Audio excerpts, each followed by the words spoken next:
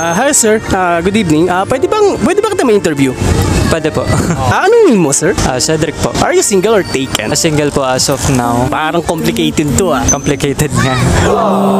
ng hangin, ako'y Kaka-break nyo lang ba? Actually, few weeks ago, Uy, bago lang to sir So parang may reason ka bakit kayo naghiwalay? sumama ako, with some friends. Yun nga, wala namang nangyari na ano. Para kasi sa iba kasi, kino-consider nila as cheating pa rin kasi yun. Dapat alam mo sa sarili mo na isa lang dapat yung partner mo. Para sa kanya parang big deal na cheat na to. Big deal sa kanya, sa mata niya.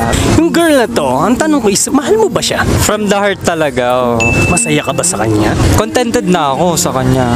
Nare-realize ko yung nagawa ko sa kanya. Kumbaga, nasayang ko. So natakot ka ngayon na mag-ending na talaga yung relationship nyo? Natakot talaga, oh. Kung napapanood niya tong video na to, ano yung gusto mong i-message sa kanya kahit papaano mapatunayan mong walang cheating na nangyari?